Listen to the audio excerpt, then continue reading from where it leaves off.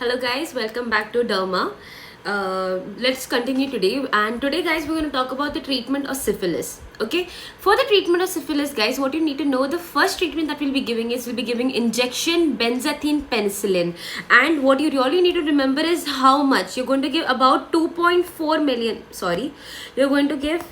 My bad. Okay, you're going to give 2.4 million units. Okay, and one very important PYQ is how you're going to give it at deep IM. You're going to give it at a route of deep iron. Okay, this is what you need to know. Now guys, now there are two types of syphilis. One is early syphilis, one is late syphilis. Their treatments are going to be different. If a patient comes with early syphilis, you will only give single dose. It means you'll only give one dose of this 2.5 million units of deep IM injection benzathine penicillin. Okay, whereas if a patient comes with late syphilis, except those with neurosyphilis, late syphilis, guys, how many doses? You will be giving 3 doses, and you'll be giving them weekly once. Okay, so you'll be giving 3 doses weekly once. That's what you need to know. Okay, now let us see. Now we said that except neurosyphilis. So neurosyphilis का क्या करेंगे हम लोग? For neurosyphilis, guys, we'll be giving injection aqueous crystalline penicillin. Okay, ACP. What is ACP? Aqueous crystalline penicillin. Okay, and how much? They're going to give it IV, and they're going to give it for about 10 to 14 days.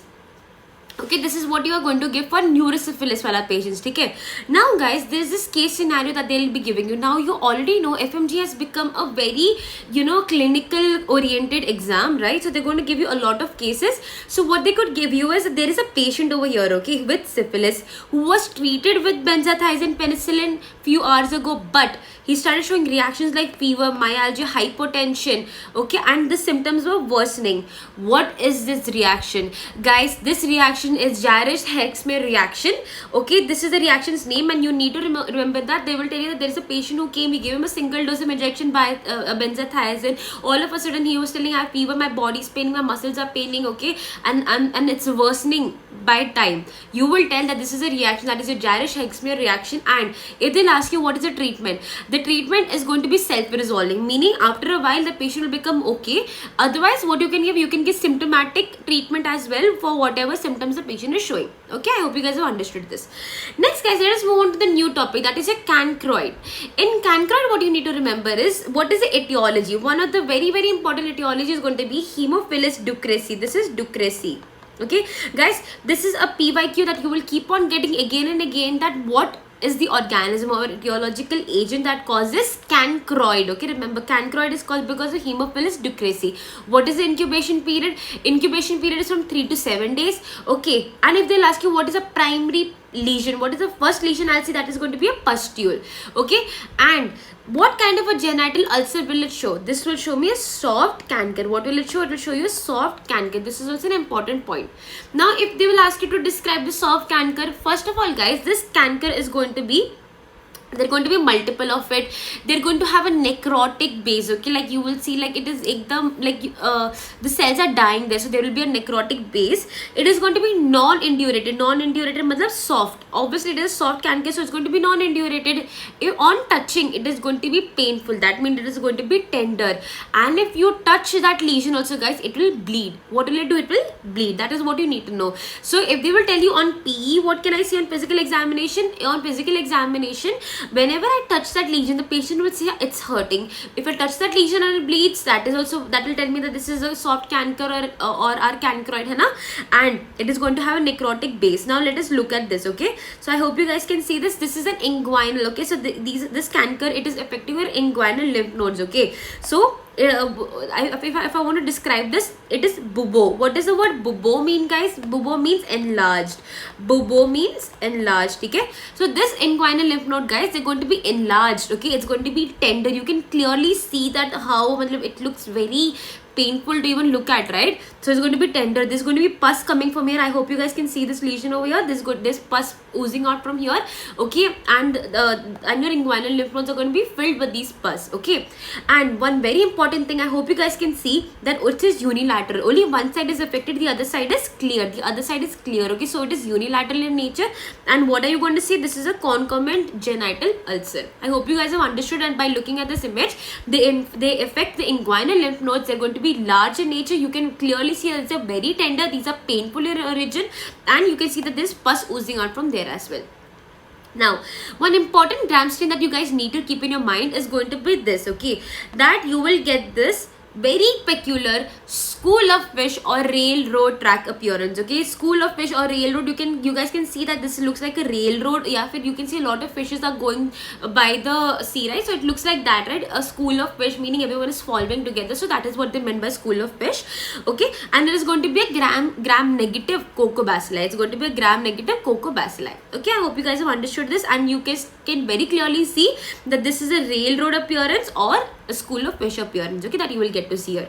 Next, guys, what is going to be the treatment? The treatment for this is going to be tablet azithromycin, and how much you will be giving 1 gram stat, meaning the patient will come and you will give this patient 1 gram of azithromycin stat.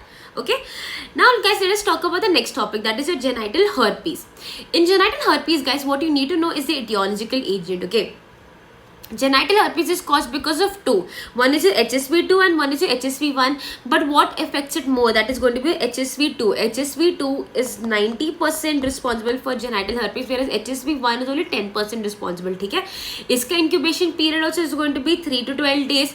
And if you remember, in a cancroid, what was the primary lesion, guys? It was a pustule, whereas over here, guys, obviously it's herpes, so it's going to be a vesicle. Okay, this is how you need to know. Okay, next, guys, if we talk about the genital ulcer over here also, guys, it's going to be multiple. It is going to be grouped tender ulcers. Okay, you will see multiple group tender ulcers which are going to have polycyclic margins. Okay, so I hope you guys can appreciate this image. Okay, so you can see that this is a group. Let me try and increase my brightness.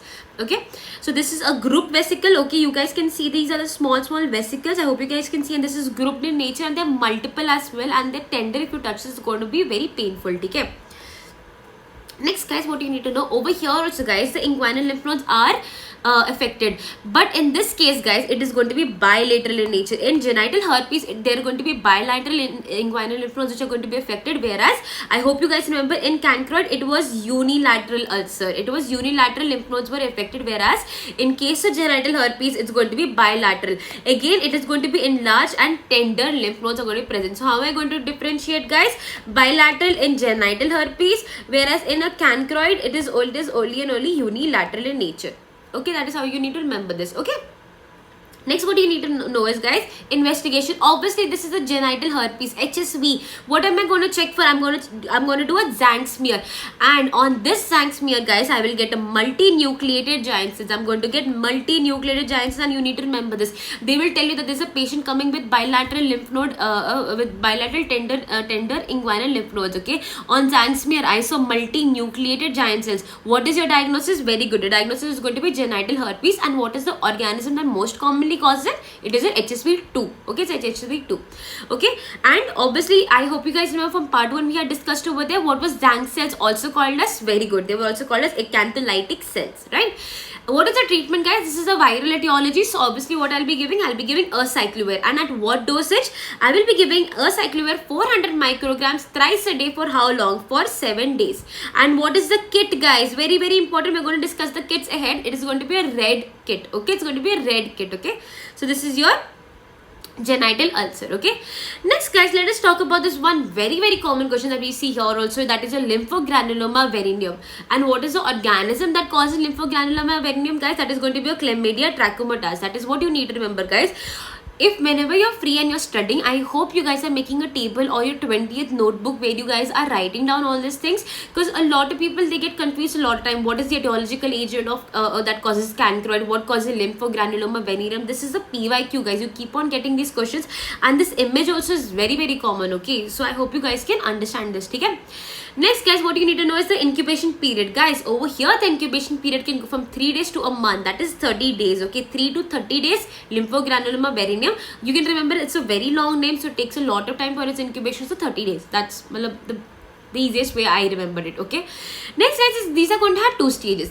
In the primary stage, the genital ulcer is going to be single. it is going to be painless, and it's going to be a transient genital ulcer. Whereas guys, in the secondary stage, what happens is they're going to have an inguinal lymph node enlargement, means it's going to be a bubo. Okay, but this bubo guys, most commonly it is unilateral, more commonly than bilateral. Now you're saying, ma'am, this is unilateral, we studied that chancroid also is going to be unilateral, but I hope when you were studying chancroid, we mentioned over there that there was presence of concomitant genital ulcer. Over here guys, in lymphogranuloma verinum, there is no genital ulcer that is present over here. Okay, that is how you'll differentiate. Okay, they will mention this in the question as well. I hope you guys can appreciate over here this bilateral bubo, this bilateral inguinal lymph node bubo. Okay, next guys, let us see this. Okay, this is your enlarged lymph node which is above. Okay, this is your inguinal ligament. Okay, let us first understand this is your inguinal ligament. This inguinal ligament guys, above and below there is an enlargement, there is a bubo. Okay, above and below your inguinal ligament. What is this feature called as guys? This is called as a groove sign of Greenwald. This is a groove sign of Greenwald, where inguinal ligament is present over here. This is an inguinal ligament, above there is an enlargement, below there is an enlargement, so it looks like a groove. Like if I'm putting this pencil over here, okay, if I'm putting this pencil over here, there's a groove present, right? That is why it is called as groove sign of Greenwald. I hope you guys have understood this. So we're done with our lymphogranuloma verinum as well. Now guys, what will be there in the tertiary stage? We spoke the primary stage was painless, non-tender, single, okay. Second stage, there was an inguinal bubo. Most commonly it was going to be unilateral and that of bilateral. And how did I differentiate from a chancroid? There was no concomitant genital ulcers. Now what happens in the tertiary stage guys? There is this complement protein over here that goes and targets your genital lymphatics, that is your CTL1, L2, L3. This will go and target your genital lymphatics. When this goes and targets your genital lymphatics, this will cause genital elephantiasis. Okay, the elephantiasis caused because of filariasis is a whole different thing. But when this lymphogranulum venereum, when it progresses from primary, secondary and tertiary, okay, there is this particular protein that will go and target your genital lymphatics. That is why it causes genital elephantiasis. So in men, what will you call it guys? You will call it a saxophone penis, okay, because it looks like that of a saxophone, okay. And whereas in female, you will call it as an osteomena, okay, you'll call it as an osteomena. So that is what you call it when this lymphogranular venereum goes to the tertiary stage. Okay, I hope you guys have understood this. Now if they'll ask you what is my investigation of my choice, I will be going for investigation of choice is going to be my NAT. What is the treatment guys? The treatment is going to be doxycycline 100 milligrams. I'm going to give it twice a day. BD means twice a day. For how long? For 3 weeks. Okay. Next guys, let us talk about this very मतलब PYQ है ये चीज, ठीक है. This is a very important topic you need to know. Remember this also. That is your donor venosus. You will keep getting this question, what causes donor venosus guys? That is your Klebsiella granulomatous that causes donor venosus, and you need to remember this. You cannot confuse this, okay, because you guys keep on getting confused between the etiological agent of cancroid and donor venosus. Donor venosus guys is called because of Klebsiella granulomatous. Okay, what is the synonym? It is also called as granuloma inguinale. Okay, and what is the incubation period? The incubation period here guys, remember over there we were seeing 3. Over here guys, it is 8 to 80 days. It is 8 to 80 days. It is even longer than lymphogranuloma venereum. Okay, whereas if they will talk about the genital ulcer over here guys, it is going to be single and it's going to be painless in nature. But if you touch it guys, it will bleed. If you touch it, you will bleed. Earlier when we touched and it was bleeding, it was also painful in nature. But over here guys, important thing that you need to remember is going to be painless.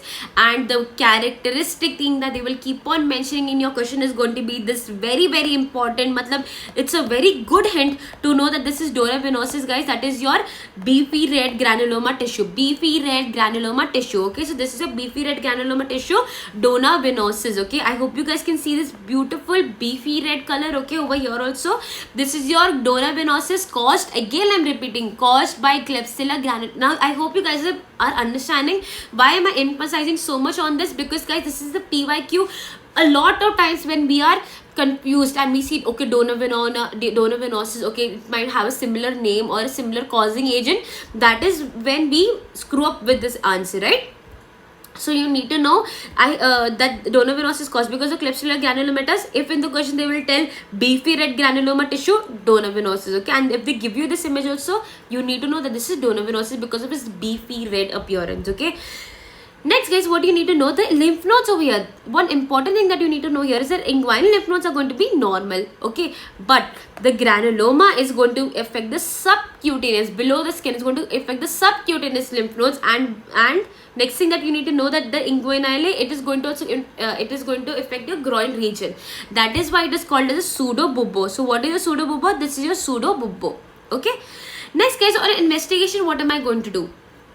On my investigation, guys, I'm going to with the help of a microscope, I'm going to use a stain that is called as Giemsa stain.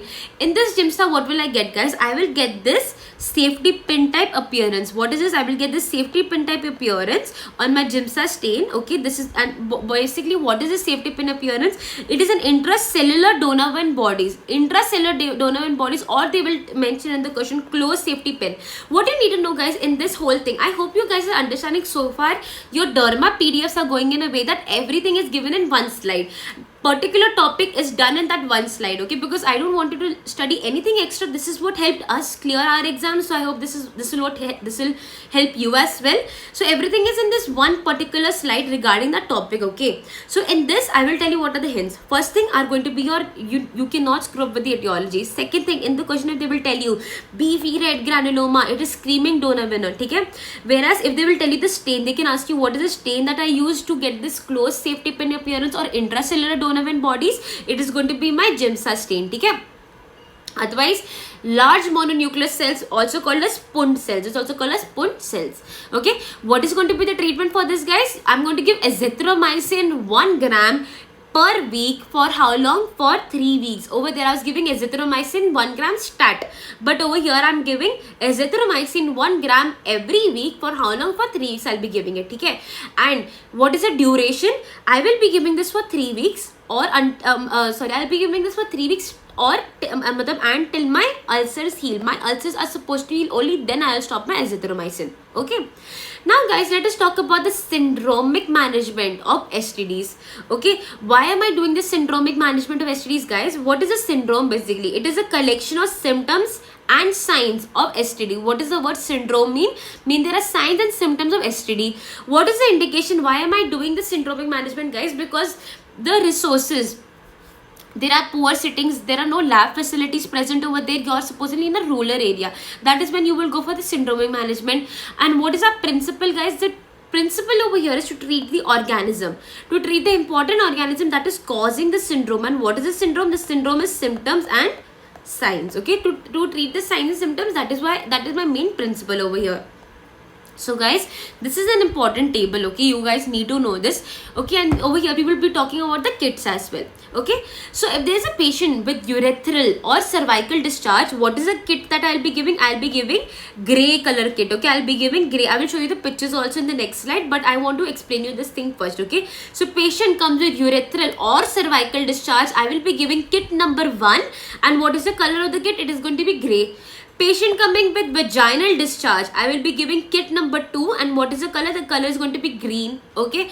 Patient coming with genital ulcer, but guys, what you need to remember here, it is a non-herpetic genital ulcer or non-herpetic genital ulcer, guys. I'll be giving kit number 3. That is going to be white in color, okay. That is going to be white in color. Next, guys, genital ulcer, it is going to be non-herpetic, but the patient is allergic to penicillin. What kit will I be giving, guys? I'll be giving blue. I hope you guys can understand.